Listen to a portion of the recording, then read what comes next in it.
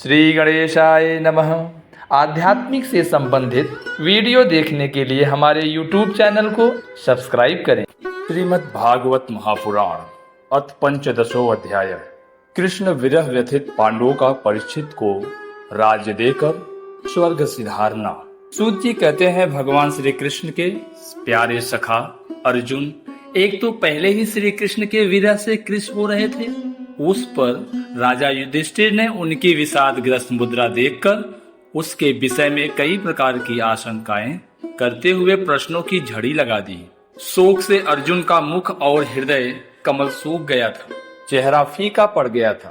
वे उन्हीं भगवान श्री कृष्ण के ध्यान में ऐसे डूब रहे थे कि बड़े भाई के प्रश्नों का कुछ भी उत्तर न दे सके। श्री कृष्ण की आंखों से ओझल हो जाने के कारण वे बढ़ी हुई प्रेम जनित उत्कंठा के परवश हो रहे थे। रथ हाँकने टहलने आदि के समय भगवान ने उनके साथ जो मित्रता, अभिन्न हृदयता और प्रेम से भरे हुए व्यवहार किए थे, उनकी याद आ रही थी। बड़े कष्ट से उन्होंने अपने शोक का वेग रोका, हाथ से नेत्रों के आंसू पोंछे और फिर रुंधे हुए गले से अपने बड़े भाई महाराज युधिष्ठिर से कहा। अर्जुन बोले, महाराज, मेरे ममेरे भाई अथवा अत्यंत घनिष्ठ मित्र का रूप धारण कर श्री कृष्ण ने मुझे ठग लिया। मेरे जिस प्रबल पराक्रम से बड़े बड़े देवता भी आश्चर्य में डूब जाते थे, उसे श्री कृष्ण ने मुझसे छीन लिया।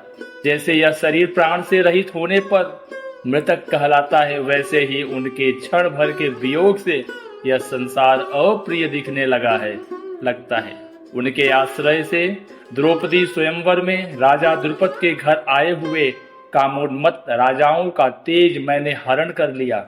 धनुष पर बाण चढ़ाकर मत्स्य वेद किया और इस प्रकार द्रौपदी को प्राप्त किया था। उनकी सान्निध्य में मात्र से मैंने समस्त देवताओं के साथ इंद्र को अपने बल से जीतकर अग्निदेव को उनकी तृप्ति के लिए खांडव वन का दान कर दिया और मैं दानों की निर्माण की हुई अलौकिक कला कौशल से युक्त महामायामयी सभा प्राप्त की और आपके यश यज्ञ में सब ओर से आकर राजाओं ने अनेकों प्रकार की भेंटें समर्पित की।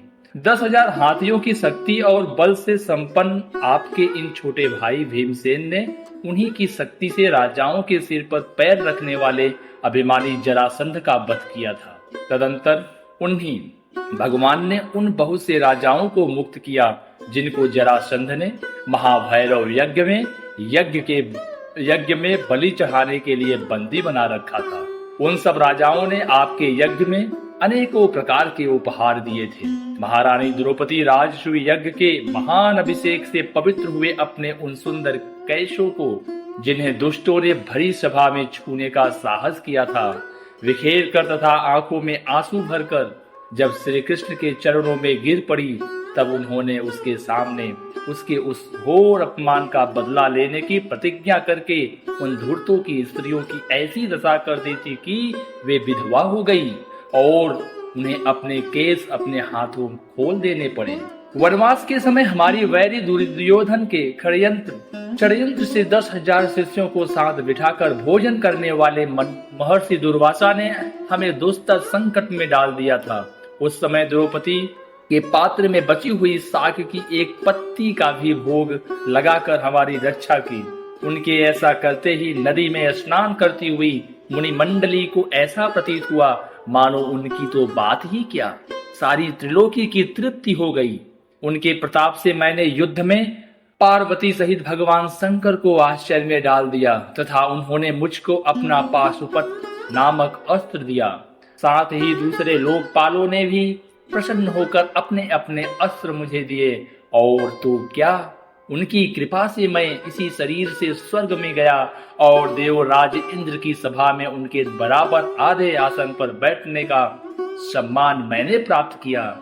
उनके आग्रह से जब मैं स्वर्ग में ही कुछ दिनों तक रह गया, तब इंद्र के साथ समस्त देवताओं ने मेरी इन्हीं गांडीव धारण करने वाली भुजाओं का निवात कवच आदि दैत्यों को मारने के लिए आश्रय लिया।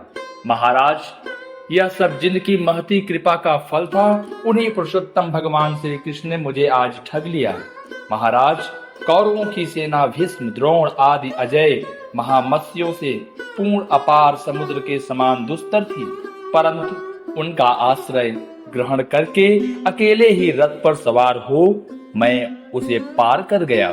उन्हीं की सहायता से आपको याद होगा मैंने शत्रुओं से राजा विराट का सारा गोधन तो वापस ले ही लिया, साथ ही उनके सिरा पर से चमकते हुए मणिमय मुकुट तथा अंगों के अलंकार छीन लिए थे। भाई जी, कौरवों की सेना भीष्म, कर्ण, द्रोण, शल्य तथा अन्य बड़े बड़े राजाओं और क्षत्रिय वीरों के रोष से शोभायमान थी। उनके सामने मेरे आगे आगे चलकर वे अपनी दृष्टि से ही उन महारथी युद्धपतियों की आयु, मन, उत्साह और बल को ही छीन लिया करते थे। द्रोणाचार्य, भीष्म, कर्ण, भूरिश्रवा, सुशर्मा, शल्य, जयद्रथ और बाहिक आदि वीरों ने मुझ पर अपने कभी न चूकने वाले अस्त्र चलाए थे, परंतु जैसे हिरण्यकशिपु आदि दैत्यों के अस्त्र शस्त्र भगवत भक्त प्रहलाद का स्पर्श नहीं करते थे, वैसे ही उनके शास्त्रास्त्र मुझे छू तक नहीं सके। यह श्री कृष्ण के भुजदंडों की छत्र छाया में रहने का ही प्रभाव था। श्रेष्ठ पुरुष संसार से मुक्त होने के लिए जिनके चरण कमलों का सेवन करते हैं, अपने आपत को दे डालने वाले उन भगवान को मुझ दुर्बुद्धि ने सारथी तक बना डाला।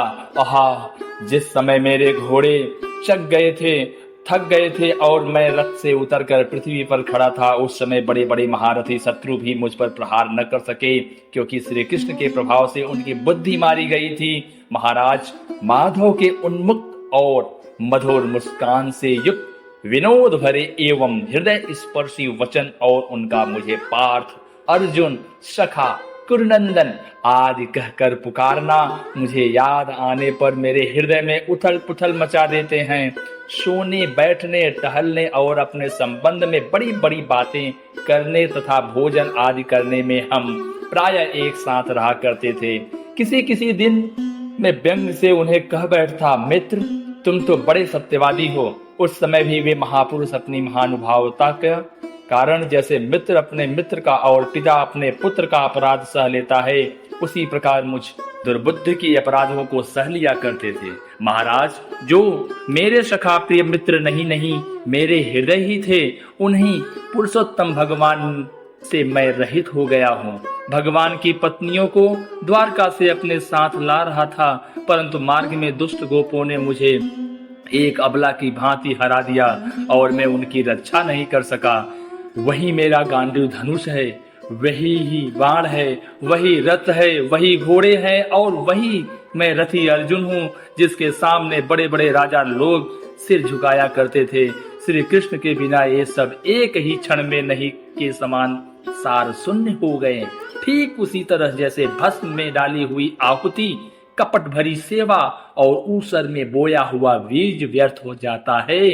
राजन, आपने द्वारकावासी अपने जिस सुहृदय संबंधियों की बात पूछी है, वे ब्राह्मणों के शाप यश मोह ग्रस्त हो गए और वारुणी मंदिरा के पान से मत होकर अपरिचितों की भांति आपस में ही एक दूसरे से भिड़ गए और घूसों से मार पीट करके सबके सब नष्ट हो गए।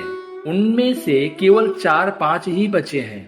वास्तव में यह सर्वशक्तिमान भगवान की ही लीला है कि संसार के प्राणी परस्पर एक दूसरे का पालन पोषण भी करते हैं और एक दूसरे को मार भी डालते हैं। राजन, जिस प्रकार जलचरों में बड़े जंतु छोटों को, बलवान दुर्बलों को एवं बड़े और बलवान भी परस्पर एक दूसरे को खा जाते हैं, उसी प्रकार अतिशय बली और बड़े यदुवंशियों के द्वारा भगवान ने दूसरे राजाओं का संहार कराया। तत्पश्चात यदुवंशियों के द्वारा ही एक से दूसरे यदुवंशियों का नाश करा के पूर्ण रूप से पृथ्वी का भार उतार दिया। भगवान श्री कृष्ण ने मुझे जो शिक्षाएं दी थी, वे देश, काल और प्रयोजन के रूप तथा हृदय के ताप को शांत करने वाली थी। स्मरण आते ही वे हमारे चित्त का हरण कर लेती। सूत जी कहते हैं, इस प्रकार प्रगाढ़ प्रेम से भगवान श्री कृष्ण के चरण कमलों का चिंतन करते करते अर्जुन की चित्त वृत्ति अत्यंत निर्मल और प्रशांत हो गई। उनकी प्रेममयी भक्ति भगवान श्री कृष्ण के चरण कमलों के अहर्निश चिंतन से अत्यंत बढ़ गई। भक्ति के वेग से उनके हृदय को मथ कर उसमें से सारे विकारों को बाहर निकाल दिया। उन्हें युद्ध के प्रारंभ में भगवान के द्वारा उपदेश किया हुआ गीता ज्ञान पुनः स्मरण हो आया, जिसकी काल के व्यवधान और कर्मों के विस्तार के कारण प्रमादवश कुछ दिनों के लिए विस्मृति हो गई थी। ब्रह्म ज्ञान की प्राप्ति से माया का आवरण भंग होकर गुणातीत अवस्था प्राप्त हो गई। द्वैत का संशय निवृत्त हो गया, सूक्ष्म शरीर भंग हुआ। वे शोक एवं जन्म मृत्यु के चक्र से सर्वथा मुक्त हो गए।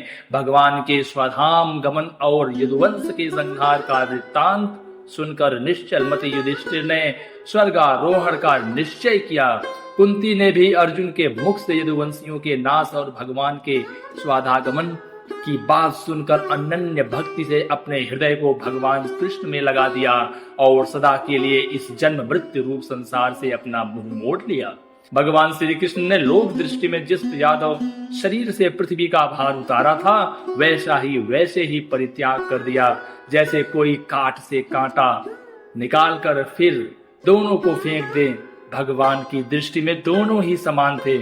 जैसे वे नट के समान मत्स्यादि रूप धारण करते हैं और फिर उनका त्याग कर देते हैं, वैसे ही उन्होंने जिस यादव शरीर से पृथ्वी का भार दूर किया था, उन्हें त्याग भी दिया, जिनकी मधुर लीलाएं श्रवण करने योग्य हैं। उन भगवान श्री कृष्ण ने जब अपने मनुष्यों के से शरीर से इस पृथ्वी का परित्याग कर दिया, उसी दिन विचारहीन लोगों को अधर्म में फंसाने वाला कलयुग आ गया, आधम का। महाराज युधिष्ठिर से कलयुग का फैलना छिपा न रहा। उन्होंने देखा देश में, नगर में, घरों में और प्राणियों में लोभ, असत्य, छल, हिंसा है आदि अधर्मों की बढ़ती हो गई है। तब उन्होंने महाप्रस्थान का निश्चय किया। उन्होंने अपने विनयी पौत्र परीक्षित को, जो गुणों में उन्हीं के समान थे, समुद्र से घिरी हुई पृथ्वी के समान पद पर हस्तिनापुर में अभिषिक्त किया। उन्होंने मथुरा में सूर सेनापति के रूप में अनिरुद्ध के पुत्र वज्र का अभिषेक किया। इसके बाद समर्थ युधिष्ठिर ने प्रजापत्य यज्ञ अपने करके आह्वन आदि अग्नियों अपने में लीन कर दिया, अर्थात गृहस्थाश्रम के धर्म से मुक्त होकर उन्होंने संन्यास ग्रहण किया। युधिष्ठिर ने अपने सब वस्त्राभूषण आदि वहीं छोड़ दिए एवं ममता अहंकार से रहित होकर समस्त बंधन काट डाले। उन्होंने दृढ़ भावना से वाणी को मन में, मन को प्राण में, प्राण को अपान में और अपान को अपनी क्रिया के साथ मृत्यु में तथा मृत्यु को पंचभूतमय शरीर में लीन कर लिया। इस प्रकार शरीर को मृत्यु रूप अनुभव करके उन्होंने उसे त्रिगुण में मिला दिया। त्रिगुण को मूल प्रकृति में, सर्व कारण रूपा प्रकृति को आत्मा में और आत्मा को अविनाशी ब्रह्म में विलीन कर दिया। उन्हें यह अनुभव होने लगा कि यह संपूर्ण दृष्ट प्रपंच ब्रह्म स्वरूप है। इसके पश्चात उन्होंने शरीर पर चीर वस्त्र धारण कर लिया, अन्न जल का त्याग कर दिया, मौन से लिया और केस खोलकर बिखेर लिए। वे अपने रूप को ऐसा दिखाने लगे जैसे कोई जड़, उन्मत्त या पिशाच हो। फिर वे बिना किसी की बात देखे तथा बहरे की तरह बिना किसी की बात सुने घर से निकल पड़े। हृदय में उस परम ब्रह्म का ध्यान करते हुए, जिसको प्राप्त करके फिर लौटना नहीं होता, उन्होंने उत्तर दिशा की ओर यात्रा की, जिस ओर पहले बड़े बड़े महात्मा जन जा चुके हैं। भीमसेन, अर्जुन आदि युधिष्ठिर के छोटे भाइयों ने भी देखा कि अब पृथ्वी में सभी लोगों को अधर्म के सहायक कलयुग ने प्रभावित कर डाला है। इसलिए वे भी श्री कृष्ण चरण को प्राप्ति का दृढ़ निश्चय करके अपने बड़े भाई के पीछे पीछे चल पड़े। उन्होंने जीवन के सभी लाभ भली भांति प्राप्त कर लिए थे। इसलिए यह निश्चय करके कि भगवान श्री कृष्ण के चरण कमल की हमारे परम पुरुषार्थ हैं, उन्होंने उन्हें हृदय में धारण किया। पांडव के हृदय में भगवान श्री कृष्ण के चरण कमलों का ध्यान से भक्ति भाव उमड़ाया। उनकी बुद्धि सर्वदा शुद्ध होकर भगवान श्री कृष्ण के उस सर्वोत्कृष्ट स्वरूप में अनन्य भाव से स्थिर हो गई, जिसमें निष्पाप पुरुष ही स्थिर हो पाते हैं। फलतः उन्होंने अपने विशुद्ध अंतःकरण से स्वयं ही वह गति प्राप्त की जो विषयासक्त दुष्ट मनुष्यों को कभी प्राप्त नहीं हो सकती। संयमी एवं श्री कृष्ण के प्रेमावेश में मुग्ध भगवानमय विदुर जी ने भी अपने शरीर को प्रभास क्षेत्र में त्याग दिया। उस समय उन्हें लेने के लिए आए हुए पितरों के साथ वे अपने लोक यमलोक को चले गए। द्रौपदी ने देखा कि पांडव लोग निरपेक्ष हो गए हैं, तब वे अनन्य प्रेम से भगवान श्री कृष्ण का ही चिंतन करके उन्हें प्राप्त हो गई। भगवान के प्यारे भक्त पांडवों की महाप्रयाण कि इस परम पवित्र और मंगलमयी कथा को जो पुरुष श्रद्धा से सुनता है वह निश्चय ही भगवान की भक्ति और मोक्ष प्राप्त करता है। श्रीमद् भगवते महापुराणे पारमहंस्याम संहितायाम प्रथम स्कंधे पांडव स्वर्गारोहणम नाम 15 अध्याय। नारायण नारायण।